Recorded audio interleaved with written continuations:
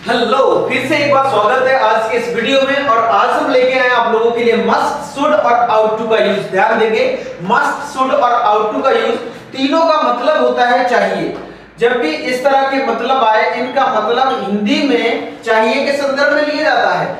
मतलब आवश्यकता है या चाहिए। तो अब समझना है कि मस्ट, शुड और आउट टू में तीनों में अंतर क्या है। कब मस्ट लगाएंगे, कब शुड और कब आउट टू। आपके एग्जाम में भी अक्सर आता है और बोलचाल के भी जरूरी है कि आपको पता होना। तो चलिए यहां से समझते हैं। देखिए दोस्तों, मस्ट और शुड और आउट टू तीनों को समझ लीजिए, तीनों में क्या अंतर है। आउट टू, तो सबसे पहले हम बात करते हैं मस्ट की। मस्ट की बात करें तो मस्ट लगाते हैं, मतलब चाहिए ही होता है। लेकिन जब जरूरत की बात की गई हो, कंपल्सन की बात की गई हो, मतलब दबाव से कोई बात कह रहे हो या जरूरत की बात कही जा रही हो किसी के, तो कंपल्सन को दिखाने के लिए मस्ट का यूज किया जाता है। तुम्हें पेन खरीदना चाहिए, you must purchase a pen.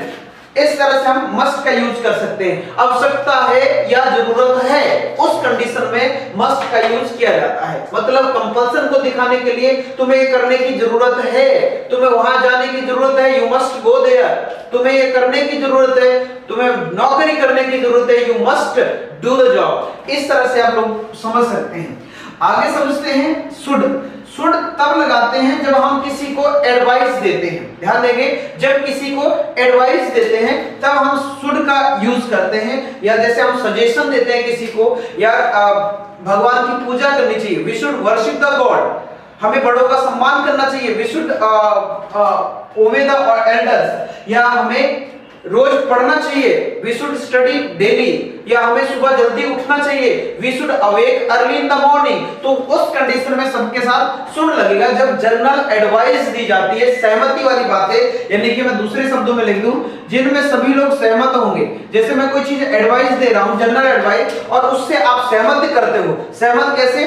जैसे मैंने कहा कि हमें अच्छे कपड़े पहनने चाहिए, तो ये क्या है, सब लोग सहमत करेंगे। पहने ना पहने बात अलग है, लेकिन सहमति सबकी होगी। सहमति सबकी होगी। तो ध्यान देना, बात यह समझ में आ रही है। एग्रीमेंट मतलब सबका एग्रीमेंट होगा उस बात से कि नहीं, बात सही कह रही है। सुबह हमें जल्दी जगना चाहिए, रोज स्कूल जाना चाहिए, रोज नहाना चाहिए। ये सब शुड में देखने को मिलेंगे। अब आगे बात करते हैं आउट टू की। आउट टू लगाते हैं कानून से रिलेटेड बातों में या कर्तव्य वाली बातों में। ध्यान देंगे, कानून से रिलेटेड या कर्तव्य वाली बातों में। जैसे कानून से रिलेटेड कैसे, हमें बिजली का बिल जमा करना चाहिए, हमें ट्रैफिक के नियमों का पालन करना चाहिए। देखिए, यदि पालन नहीं करेंगे तो कानून कार्रवाई करेगा।